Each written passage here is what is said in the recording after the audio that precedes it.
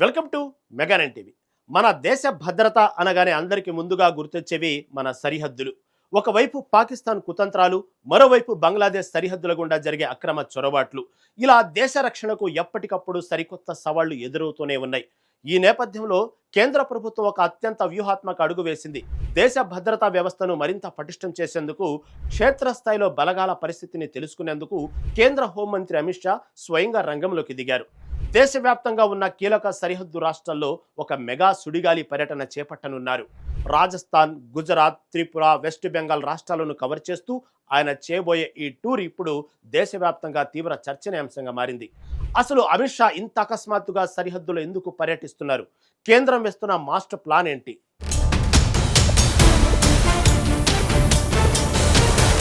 ఈ భారీ సరిహద్దు పర్యటన రాజస్థాన్లోని బికనేర్ సెక్టార్ నుంచి ప్రారంభం కాబోతుంది. పాకిస్తాన్ సరిహద్దులో ఉన్న సాంచు బోర్డర్ అవుట్ పోస్టును రేపు అమిత్ షా స్వయంగా సందర్శిస్తారు. అక్కడ మోహరించిన బోర్డర్ సెక్యూరిటీ ఫోర్సు జవాన్లతో ఆయన నేరుగా ముఖాముఖి మాట్లాడతారు. ఎడారిలో మండు టెండల్లో అత్యంత ప్రతికూల వాతావరణంలో జవాన్లు ఎదుర్కొంటున్న గ్రౌండ్ లెవెల్ ఆపరేషనల్ సమస్యలను అడిగి తెలుసుకుంటారు. కేవలం భద్రతా సమీక్షలే కాదు, జవాన్ల మనోధైర్యాన్ని పెంచడానికి, వారి వర్కింగ్ కండిషన్స్ను మెరుగుపరచడానికి ఉద్దేశించిన కొన్ని సంక్షేమ పథకాలను కూడా ఆయన ప్రారంభించనున్నారు.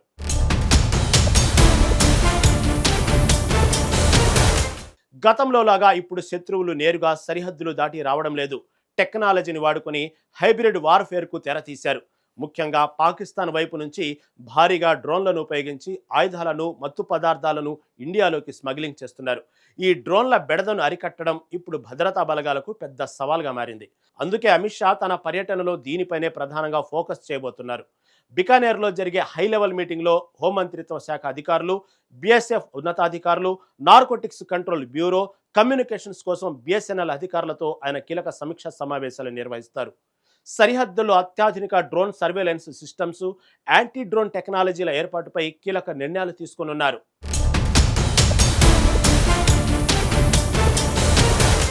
కేవలం పాకిస్తాన్ సరిహద్దులకే పరిమితం కాకుండా అమిత్ షా టూర్ దేశం నలుమూలలా జరగనుంది. రాజస్థాన్ పర్యటన ముగిసిన తర్వాత మే 29న గుజరాత్లోని అత్యంత కీలకమైన భుజ్జు ప్రాంతాన్ని ఆయన సందర్శిస్తారు.